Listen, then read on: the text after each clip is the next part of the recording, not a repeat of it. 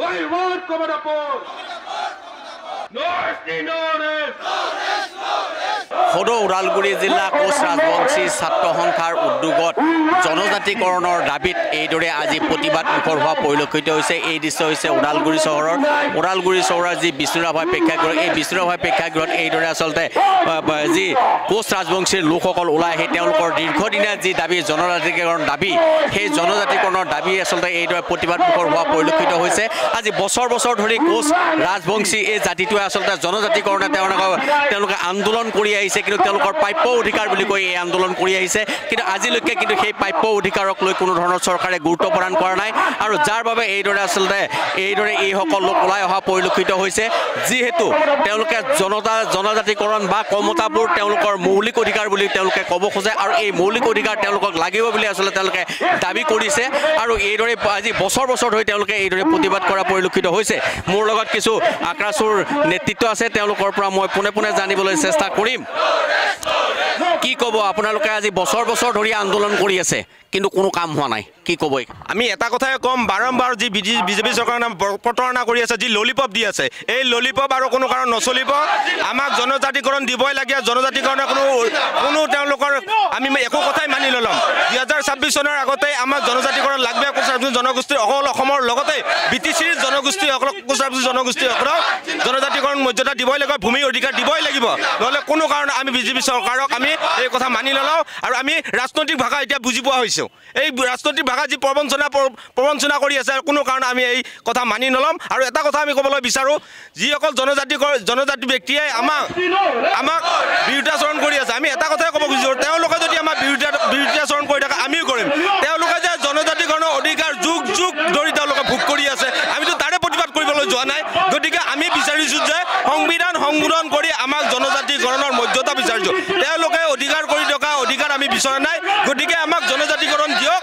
জনজাতিকৰণৰ অবিহনে কিন্তু অসম ৰক্তাকৰ হ'ব, অসম ৰক্তাকৰ হ'ব। গতিকে এই যে ভাতৃ সংঘখন আমি বিচৰা নাই। গতিকে ভাতৃ সংঘখন নোহোৱাৰ আগতে মুখ্যমন্ত্ৰী ডাঙৰীয়াই এই কথাখিনি জানি লওক যে অসমৰ এই জনগোষ্ঠীৰ জনজাতিকৰণৰ অবিহনে অসম কিন্তু শান্ত নাথাকে।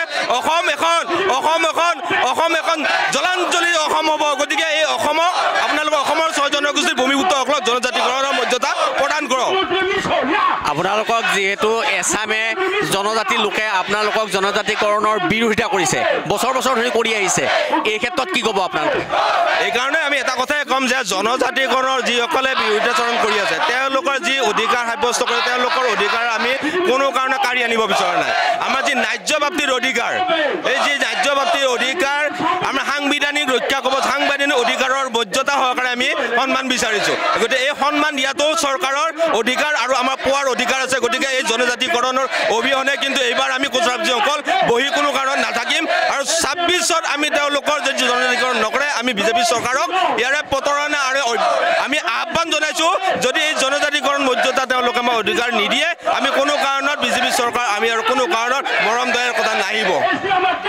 আপোনালোকে যদি জনজাতি এইবাৰ নহয়, বছৰ বছৰ ধৰি আপোনালোকক প্ৰবঞ্চনা কৰি আছে, আপোনালোকক জনজাতি মৰ্যাদা নিদিলে এইবাৰ নিৰ্বাচনত আপোনালোকে কি ভূমিকা পালন কৰিব? আমাৰ স্পষ্ট কথা যে যিহেতু বিজেপি নেতৃত্বাধীন চৰকাৰখনে 6 মাহৰ ভিতৰতে, 1 বছৰৰ ভিতৰতে বা কেতিয়াবা 16 চনত কেন্দ্ৰ ৰাজ্য চৰকাৰ আহিলে জনজাতিকৰণ কৰিব বুলি কথা দিছিল। আমি এতিয়া 26ৰ বিধানসভা নিৰ্বাচনলৈ বাট চাইছোঁ, আৰু অহা 25 তাৰিখে যিখন অসম বিধানসভাত সিদ্ধান্ত লৈ এটা প্ৰতিবেদন দিল্লীলৈ পঠোৱাৰ কথা কৈছে, আমি তালৈ বাট চাইছোঁ। কিন্তু আমি আশাবাদী আৰু আশা ৰাখিছোঁ যে 25 তাৰিখে অসম বিধানসভাত লোৱা সিদ্ধান্তটো একেবাৰে জনজাতিকৰণৰ যিটো বিষয় আছে একেবাৰে চিলমহল মাৰি পঠাই দিয়ক, আৰু আমাক 26ৰ বিধানসভা নিৰ্বাচনৰ আগতে জনজাতিকৰণৰ মৰ্যাদা লাগিব। যদি 26ৰ বিধানসভা নিৰ্বাচনৰ আগতে আমাক জনজাতিকৰণৰ মৰ্যাদা দিয়া নহয়, তেতিয়াহ'লে আমি 26ৰ বিধানসভা নিৰ্বাচনত বিজেপিৰ বিৰুদ্ধে থিয় হ'ম। বিজেপিৰ গোটেই যিখিনি ৰাজনৈতিক যিখিনি পলিচি সিহঁতৰ, সেইখিনি আমি থানমান কৰি দিম। ইতিমধ্যে বিজেপিৰ 6 জনগোষ্ঠীৰ নেতৃত্বত যি চাৰিওফালে আন্দোলনৰ এটা ধাৰাবাহিক এটা আন্দোলন চলি আছে, উজনিত যেনেকৈ বিজেপিৰ ভেটি থৰকবৰ হৈ গৈছে, ঠিক একেদৰে আমি মধ্য অসমৰ পৰা উত্তৰ অসমৰ পৰা নামনিলৈকে বিজেপিৰ এই একে দেখা কৰিবলৈ সাজু হৈছোঁ। কাৰণ বিজেপিৰ প্ৰবঞ্চনা, প্ৰতাৰণা আৰু মিছলীয়া প্ৰতিশ্ৰুতিত আমি ভল নাযাওঁ। আমি আমাৰ মানুহখিনিকো আহ্বান জনাম যে আপোনালোকেও যদি 26ৰ বিধানসভা নিৰ্বাচনৰ আগত আমাক জনজাতিকৰণৰ মৰ্যাদা নিদিয়ে, আপোনালোকে বিজেপি দল ত্যাগ কৰি পেলাই ওলাই আহক, আমালোকক লগ দিয়ক। আৰু আমাৰ এই আন্দোলনখন সংগ্ৰামখন আগুৱাই লৈ যোৱা হ'ব আৰু 25 তাৰিখৰ পিছতে যিটো প্ৰতিবেদন পঠাব সেই প্ৰতিবেদনটো যিটো সঠিক নহয় আমাৰ পক্ষে নাযায় তেতিয়াহ'লে আমি 25 তাৰিখৰ পিছতে ৰাষ্ট্ৰীয় ঘাইপথ অৱৰোধ আৰু ৰেলপথ অৱৰোধৰ কাৰ্যসূচী আপোনালোকৰ এই আন্দোলনৰ প্ৰতি এছামে বিৰোধিতা কৰি আছে জনজাতীয় লোকে কি ক'ব এই ক্ষেত্ৰত আমি তেখেতসকললৈ আহ্বান জনাইছোঁ যে তেখেতসকলে বিৰোধিতা কৰিব লগা একো বিষয়বস্তু নাই কাৰণ আমি সকলোৱে মিলিজুলি সমিলমিলভাৱে বসবাস কৰিব বিচাৰিছোঁ আমি বিচাৰিছোঁ চৰকাৰৰ পৰা ভাৰত চৰকাৰৰ পৰা সাংবিধানিক ৰক্ষা কবচ বিচাৰি কৰিছোঁ আন্দোলন আমাক জনজাতিকৰণ লাগে আমি বৰ্তমান জনজাতিসকলৰ বিৰোধিতা নহয় আৰু তেখেতসকলে যিটো ভাবিছে যে গোটেই অসমৰ 6 জনগোষ্ঠীকে আদি কৰি জনজাতিকৰণৰ মৰ্যাদা দিলে তেখেতসকলৰ ক্ষতি হ'ব বুলি যিটো সন্দেহ কৰিছে সেইটো তেখেতসকলে চৰকাৰক জনাওক চৰকাৰক আবেদন কৰক তেখেতসকলক কেনেকৈ যাতে ক্ষতি নোহোৱাকৈ আমাক জনজাতি কৰিব পাৰে সেইখিনি তেখেতসকলৰ লগত চৰকাৰৰ লগত আলোচনা কৰিব পাৰে কিন্তু আমাৰ জনজাতিকৰণ লৈ বিৰোধিতা কৰি থাকিলে আমাৰ মাজত এটা সংঘাত আহিব ভুল বুজাবুজিৰ এটা সৃষ্টি হ'ব আমি সেইটো বিচৰা নাই কি ক'ব বছৰ বছৰ আন্দোলন কৰি আছে কিন্তু কোনো কাম হোৱা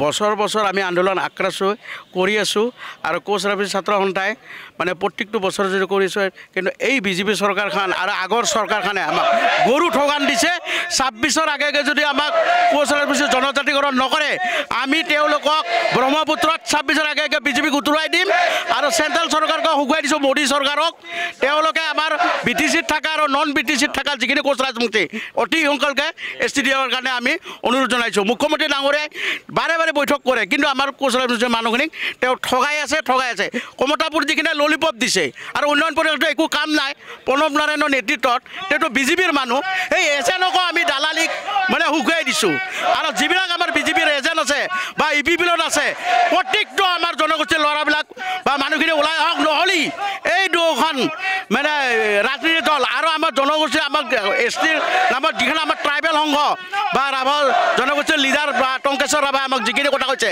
তেওঁলোকক কৈছোঁ তাৰ বাপেকৰ সম্পত্তি আমি গাড়ী আনা নাই আমাৰ বস্তু আমাৰ প্ৰাপ্য অধিকাৰ আমি লৈছোঁ কিন্তু তেওঁলোকে খালি বাৰে কৈ আছে আমাৰ হয় আমিতো চৰকাৰক ডিমাণ্ড দিছোঁ আমি অসম চৰকাৰ দিল্লী চৰকাৰক কৈছোঁ তেওঁলোকে বাপেকৰ সম্পত্তি কাঢ়া নাই আমাৰো অধিকাৰ আছে 96ত আমাক SCকৰণ কৰিছিল তেতিয়া মুখ্যমন্ত্ৰী আৰু সেই টাইমত ৰাষ্ট্ৰপতি কি মূৰ্খ আছিল নেকি আমাক তেওঁলোকে যে সেই কৰিব আহিছে আজি আমাক ঠগাই আছে আৰু আজি কৈ আছে আমি 6 জনী কিছু লাগিলে অসম হিলাই দিব পাৰোঁ আমি অসমত চেঞ্জ কৰি দিম 26ৰ আগে চৰকাৰ হয় এটা কথা ক'ব লাগিব যে এইদৰে আচলতে এইসকল লোক ওলাই আহি তেওঁলোকে প্ৰতিবাদ কৰা পৰিলক্ষিত হৈছে যিহেতু বিভিন্ন জনজাতীয় লোকে তেওঁলোকৰ এই জনজাতিকৰণৰ বিৰোধিতা কৰিছে সেই বিৰোধিতাক তেওঁলোকে কোনো ভক্ষেপ কৰা নাই আৰু তেওঁলোকে এটাই কথা কৈছে যে কাৰো বাপেকৰ সম্পত্তি আমি আনিব বিচৰা নাই আমাৰ প্ৰাপ্য অধিকাৰ আমাৰ মৌলিক অধিকাৰ আমি বিচাৰিছোঁ এইদৰে আচলতে ওদালগুৰি জিলা আক্ৰাছৰ উদ্যোগত এইদৰে শ প্ৰতিবাদকাৰীয়ে প্ৰতিবাদ কৰা পৰিলক্ষিত হৈছে জনজাতিকৰণৰ পক্ষে আপুনি বিচৰা বাতৰি পাব কেৱল নিউজ 18 এপত নিউজ 18 এপ ডাউনলোড কৰিবলৈ স্ক্যান কৰক এই QR কোড গুগল প্লে ষ্টৰতো পাব এই নিউজ 18 এপ